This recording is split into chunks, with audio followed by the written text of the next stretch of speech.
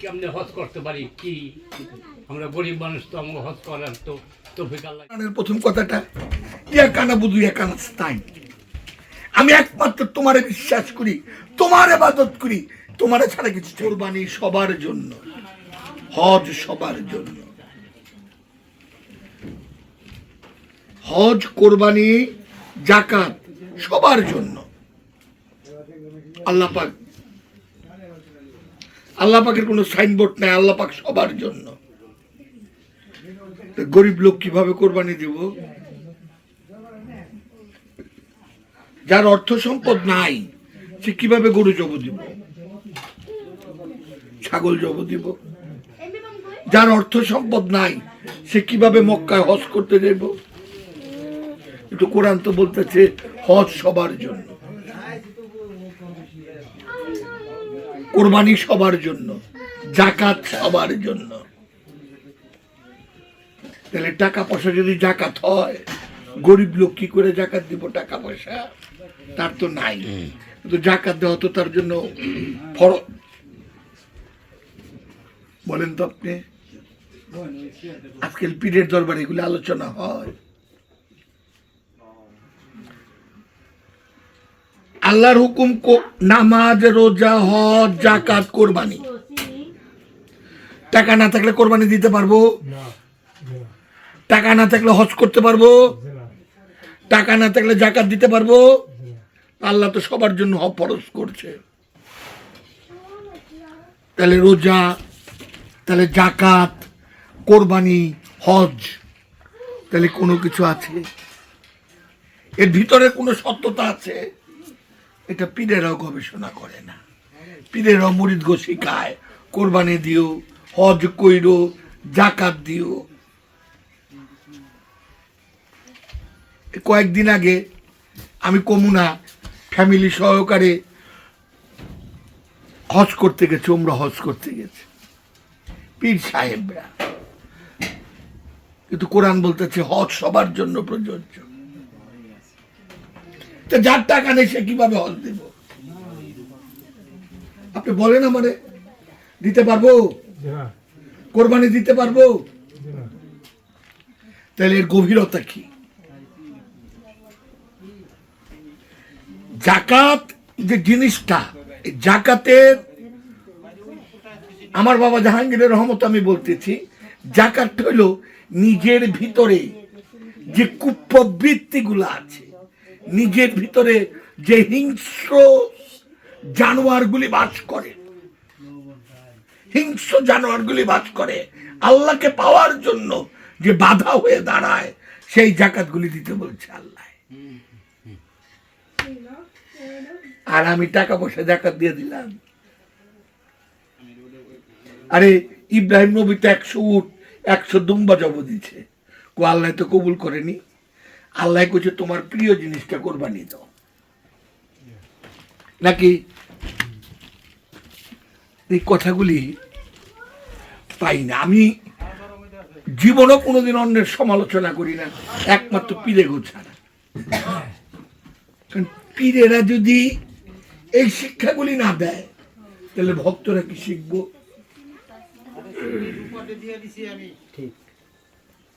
বলেন আপনি আমারে। আপনি আরেকটা জিনিস লক্ষ্য করেন, একমাত্র সৌদি আরবে 3টা শয়তান আছে, একমাত্র। আল্লাহ কয় নাই যে আমি মুসলমানের ভিতরে শয়তান ঢুকিয়ে দিচ্ছি। মানব জাতির ভিতরে প্রত্যেকটা মানুষের রক্তের পরতে পরতে শয়তানের ঢুকিয়ে দিচ্ছি। তা আমি শয়তানকে একমাত্র সৌদি আরবের 3টা জায়গায় থাকে। যে গরিব মানুষ সে কিভাবে করে ঢিল মারবো শয়তান গিয়া? তার তো সৌদি আরবে যাইতে হইব না? তাহলে সে ঢিল মারবো কেমনে? ওই 3টা ইটা দিয়ে পাথর বানায় রাখছে, যে পিলার বানায় রাখছে। বসেন যেখানে মন চাপে বসেন। কিভাবে ঢিল মারবো শয়তান রে? কিন্তু আল্লাহ বলতেছে তুমি শয়তানকে ঢিল মারো। শয়তানকে ঢিল মারতে বলতেছে। আমি শয়তানকে কিভাবে ঢিল মারবো? আমার তো সে সামর্থ্য নাই। কিন্তু আল্লাহ তো সবার জন্য। আপনি উপরে বসেন আরাম করে, যেমনি মন চায়। হ্যাঁ, তাহলে বসেন, এখানটা বসেন। আপনি এই দর্শনগুলো আপনারা গবেষণা করবেন যে সত্যিকার অর্থে জাকাত কি, সত্যিকার অর্থে কোরবানি কি, সত্যিকার অর্থে হজ কি, সত্যিকার অর্থে রোজা কি, আল্লাহ কি বোঝাতে চাচ্ছেন। আল্লাহ বলতেছেন যে রোজা রাখে সে খারাপ কাজ করতে পারে না। প্র্যাকটিক্যাল দেখেন তো, সারাদিন কত মিথ্যাচার হইতেছে, না হয় না? আমি তো আমারে ফাঁকি দিতে পারবো না।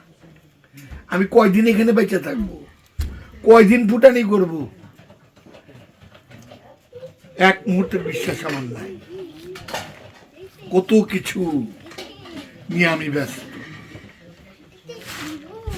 আরে পীরের এই শিক্ষাই দেয় না যে রোজা কারে কয়, হজ কারে কয়, জাকাত কারে কয়, কোরবানি কারে কয়। এটাই তো শিক্ষা নাই। কোরআনের সূরা মারেজের 23 নম্বর আয়াতে কি বলতেছে?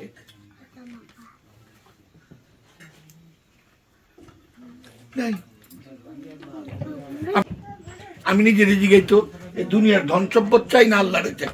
ঘুম থেকে উঠলেই তো শয়তান বিগাড় দিয়ে উঠে আমার ভিতরে। কেমনি কি করুম, কোনটা কি করুম, মাল কামামু, এই করুম ওই করুম, পোলাপানের ভবিষ্যৎ তৈরি করুম। দুনিয়ার ধন সম্পদ দা পোলাপানের ভবিষ্যৎ হয়?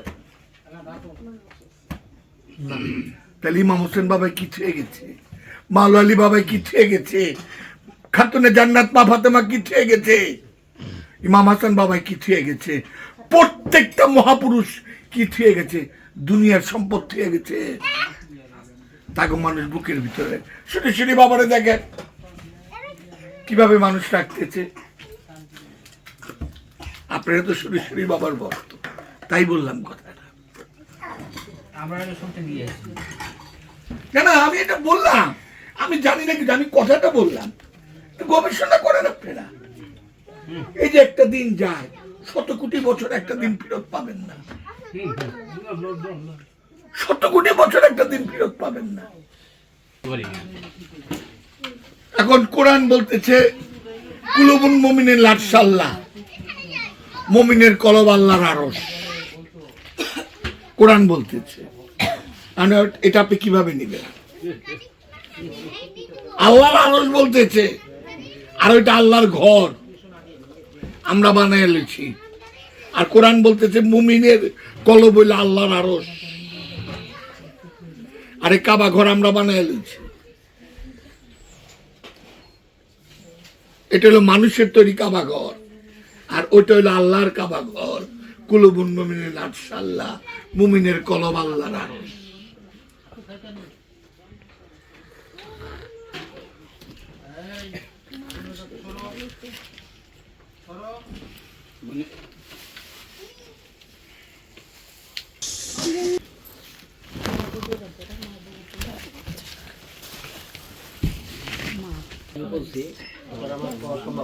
অবশ্যই না কইলে আমি শিখুম করতে। আচ্ছা, শয়তানরা কোন জায়গায় কিভাবে কোরআন দেখতে যা আসে?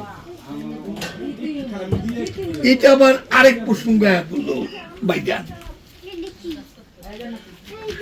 শয়তান সম্বন্ধে যদি আপনি আলোচনা করবার চান, তাহলে বাবা জাহাঙ্গীরের একটা বই পড়তে পারেন। কারণ একটু খালি আপনাকে ইঙ্গিত দেই, প্রত্যেকটা মহাপুরুষ যারা ওলি আল্লাহ, তারা সমাজের কাছে শয়তান রূপে স্বীকৃত হয়। সমাজ তাদেরকে বলে সে ভণ্ড হয়ে গেছে গা, সে শয়তান হয়ে গেছে গা, সমাজ বলে।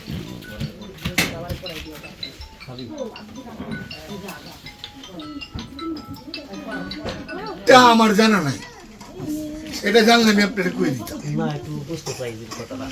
আমি শয়তান সম্বন্ধে এটুকু বুঝতে পারি, যদি আপনি কিছু না মনে করেন, মানুষ যতবার আল্লাহর নাম না ধারণ করে তার চেয়ে বেশি শয়তানের নাম করে। দেখবেন এই তুই শয়তান হয়ে গেছিস গা, এই তুই ফাজিল হয়ে গেছিস গা, এই তুই ইবলিশ হয়ে গেছিস গা। কিন্তু আমি যতটুকু জানি আমি আপনার অতটুকু বলেন, যার যেটা বলার দরকার বলতে পারে। আমি জানলে উত্তর দেবো, না জানলে আপনাদের থেকে আমি শিখবো।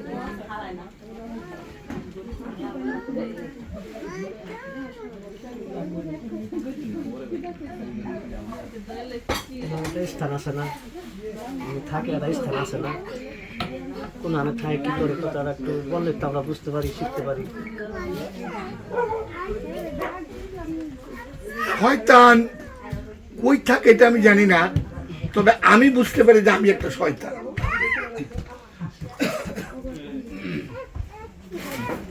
আমার যদি আপনি দাঁড়া করান, তাহলে আমি এক ডাকে বলতে পারবো যে শয়তান যদি কেউ দেখতে চায় তাহলে আমারে দেখো। কারণ শয়তানের যে গুণাবলীগুলি আছে তার অনেকাংশে আমার সাথে মিলে।